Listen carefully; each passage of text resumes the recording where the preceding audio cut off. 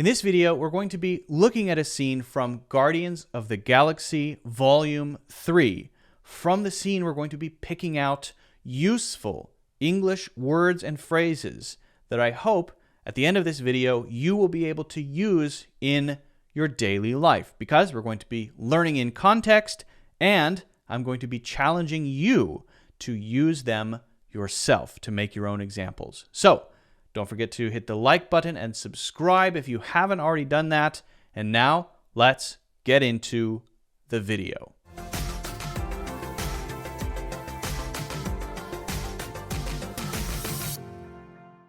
Let's take a look at this clip, listen carefully, turn on your ears, and see if you can figure out what each word or phrase that we're going to pull out means, and see if you can use it yourself. Make your own sentences. Your friend once took advantage. I learned my lessons.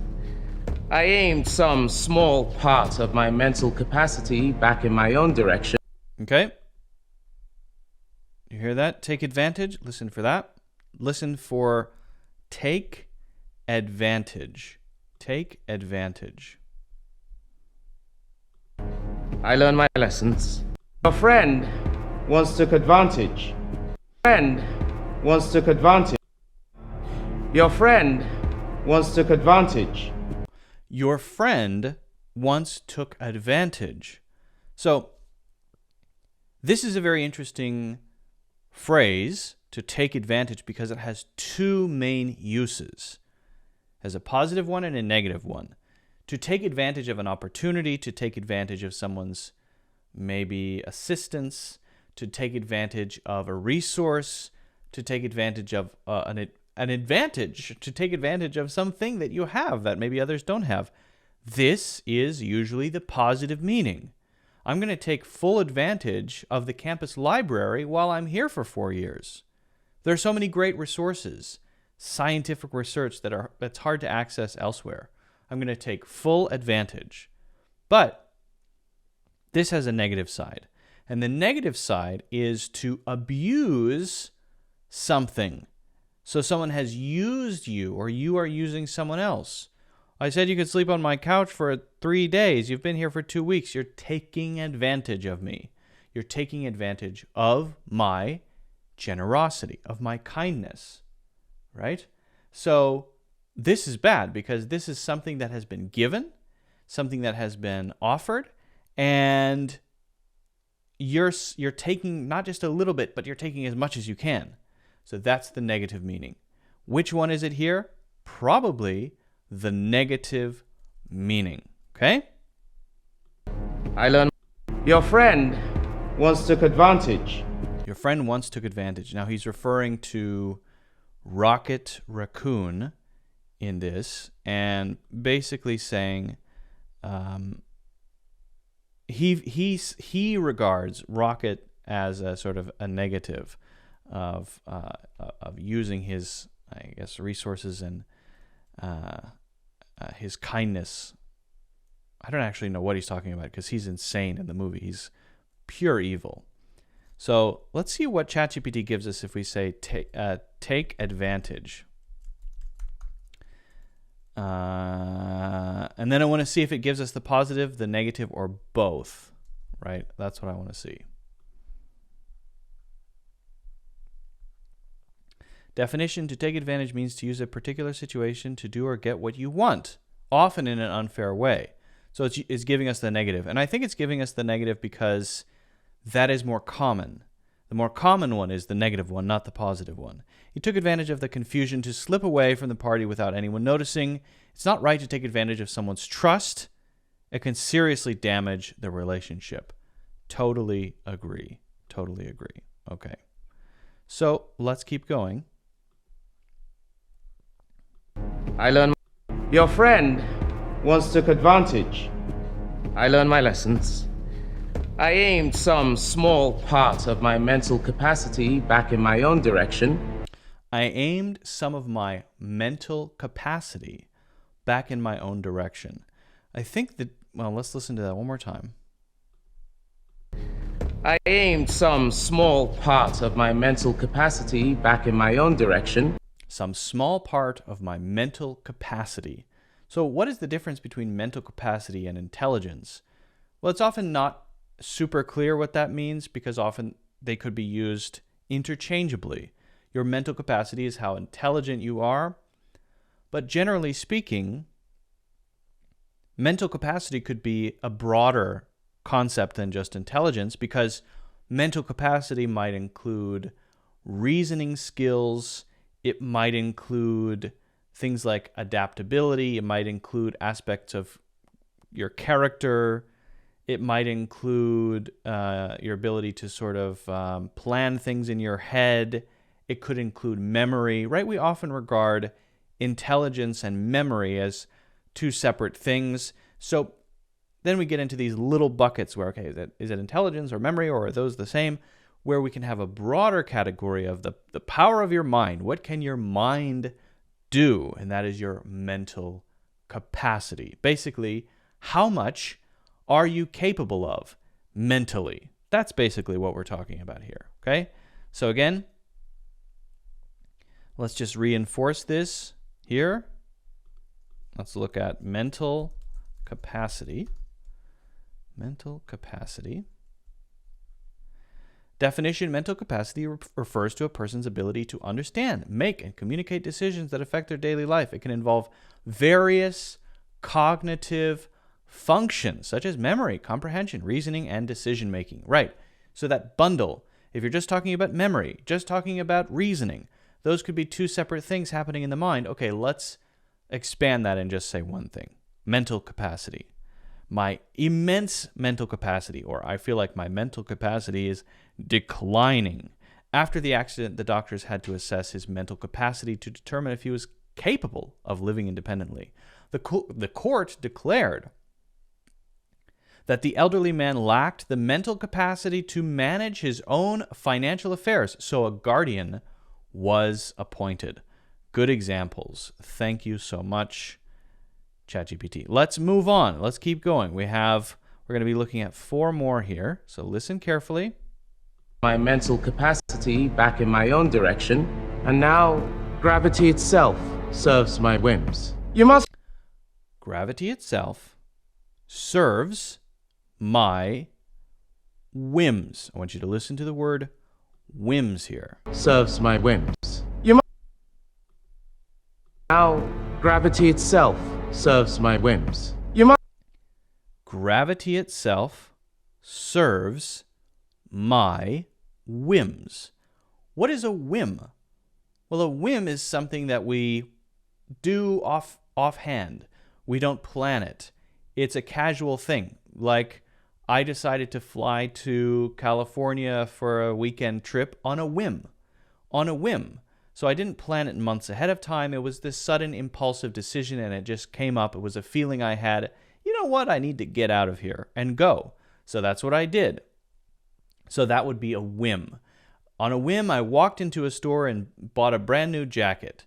Okay, now my whims, often when we say it like this, we're saying, well, whatever whim I have, whatever casual thought comes up, then I'll do that, right? I generally act on my whims. Now, he's talking about gravity obeying his whims. So his mental capacity is so great that he's mastered gravity, and if he casually decides to throw someone across the room using his power over gravity, he can certainly do that. But it's a sudden decision that he might make, right? And so it's sort of like saying, yeah, whatever I feel like, gravity will obey me. Gravity itself serves my whims. So it's gravity that's serving his whims. So if you serve someone's whims is whatever I say, you do. If that's a person, okay. But if it's gravity, okay. Maybe he can float, maybe he can throw people around. It obeys his whims. Very interesting, I think. That's a good one. And there are a lot of different ways that you can use it. Let's look at whims here. Whims refers to sudden desires or changes of mind that appear to be thoughtless or without any particular reason. Example, my little sister is full of whims. One moment she wants to go to the park, the next she insists on staying home and playing with her toys. It's difficult to plan anything with John because he often changes plans according to his whims. And it's interesting that we get specifically whims examples, because if we had asked for whim, I think we would have got maybe less relevant examples, less relevant at least for this particular clip, right? All right, let's keep going. Oh, you know what I forgot to do on this one? Let me just do it because I like to do it. My whims. My whims. I like it to show up. All right, next one. You must find Counter-Earth familiar. Counter-Earth? I visited your planet many years ago. Earth hasn't been my planet in a long time. Your people had wonderful spirit. Your people had wonderful spirit. Had wonderful spirit. Had wonderful spirit. The art. Wonderful spirit. I thought a spirit was something that, like a ghost, or the essence of who you are. Maybe the thing that exists after you die, right? Someone's essence, that's their spirit. Well, spirit is used in a lot of ways. You have the spirit of the times. That's the general essence of this unique period of time, right? We can also use spirit to mean more like attitude, more like energy, life. If you say someone has spirit, not a spirit, but they have spirit, that means they are lively. That means there's a certain look in their eyes. There's something unique or special about them. Maybe they don't just go with the flow, right? This is often to point out something unique about someone, usually in a positive sense, right? So he's saying that of all the planets that he's visited, Earth is unique because humans have spirit, which I think is a very interesting way to describe it. But I'm curious if ChatGPT can give us spirit in this sense, because there are so many different ways that spirit can be used. So I'm actually a little skeptical of what we're going to get for this, but let's see what we get.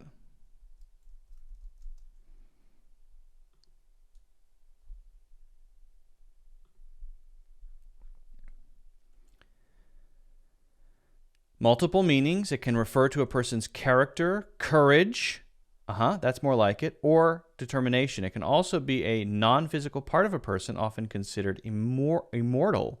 Additionally, it can refer to the intended meaning or feeling of something, such as a law or statement. Right.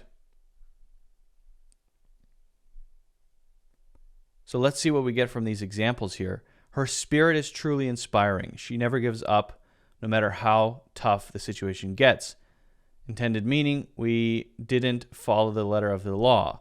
All right, so let's now do this. Give me 2 more examples with the first meaning.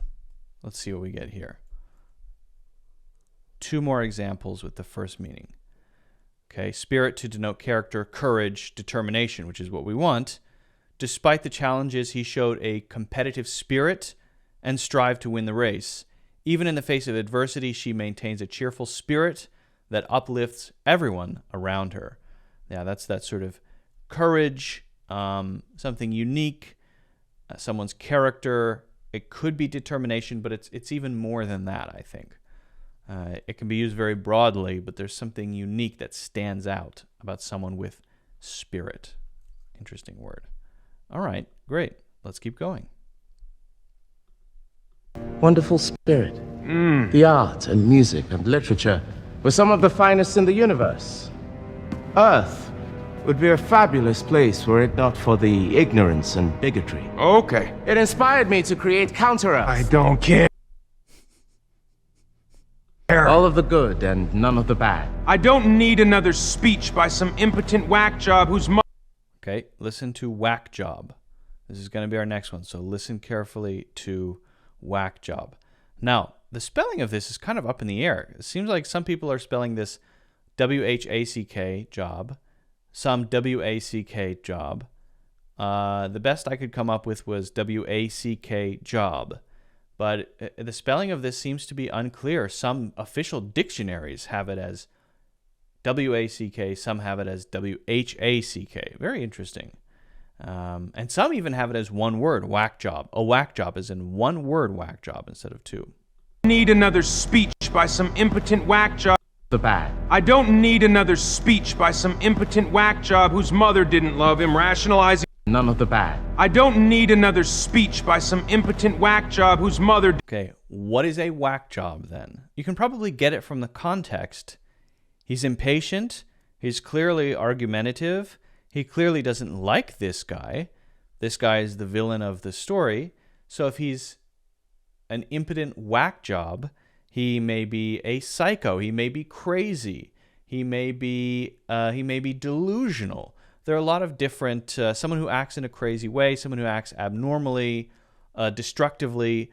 There are a lot of different personality types or behaviors that we could refer to when we say whack job. It's pretty broad in that sense, but it's not a good thing, and it's usually referring to something out of the norm that we could call, let's say, crazy. Well, let's see. Whack job. Definition: whack job is a slang term often used to refer to someone who is considered crazy, eccentric, or highly unusual. That conspiracy theorist we met at the park seemed like a real whack job, making wild claims with no evidence. Everyone thought the inventor was a whack job when he first proposed the idea, but he ended up revolutionizing the industry. Wow. So he wasn't a whack job after all. Okay, so it's an opinion, right? You can use it.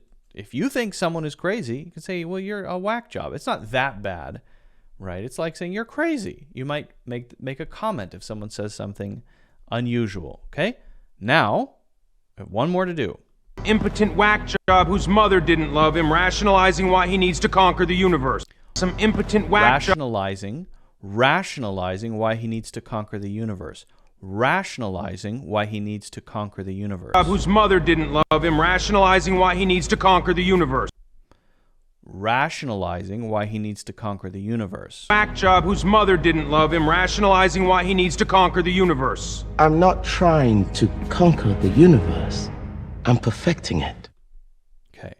So, if you rationalize something, the end is already decided. You've already said, yeah, I'm going to do this. Yeah, I've decided this. Yeah, this is my plan. Yeah, this is who I am. And so the end result is done.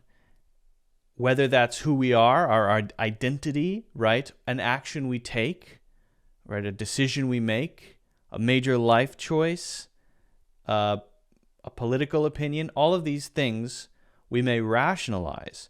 So how do we fit things that explain this to this, right? That process is the process of rationalizing that thing, that political opinion, that life choice. Okay.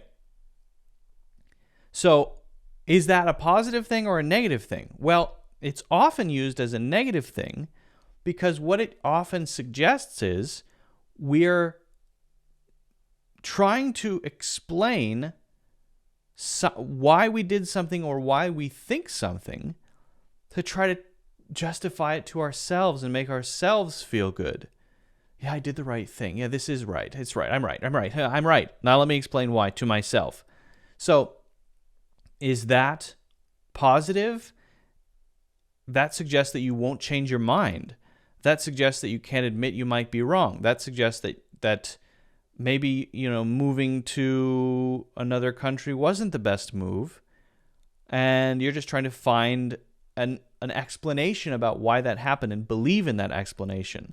So it's often sort of used to talk about self-delusion when we talk about rationalizing things.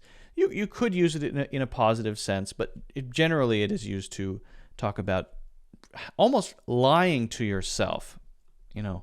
Rationalizing is similar in that sense to justifying, although justifying is more often used for both negative and positive. So rationalize.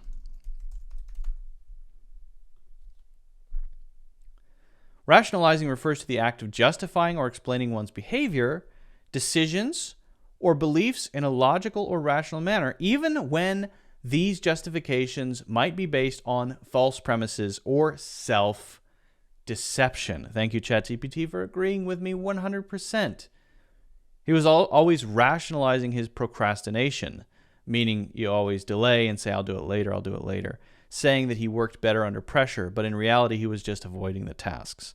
She's been rationalizing her excessive shopping sprees as retail therapy, but it's clear she's just avoiding dealing with her financial problems. Yes. So, this guy is rationalizing conquering the world, actually fixing the world, right? And Quill thinks that he's delusional, and he probably is. I mean, look at him. He looks crazy. Right? He's this crazy purple clothes, and his face is stretched back, and he's talking about how he can control gravity. He's a really good villain. In this movie, he does a really good job. This actor is very good at portraying a pretty crazy person. A real whack job, we could say. So, can you make your own sentences? Can you use what you've learned in your daily life? Right? If you're actually taking what you're learning from a scene, you see it in context, and you can actually use it, it's going to stick. It's more likely to stick. So see if you can make a couple of examples. Feel free to share those in the comments. If you haven't done so, don't forget to hit the like button, subscribe. You can also ask any questions in the comments, and you can get a free course, Natural English Conversations. That is in the links in the description.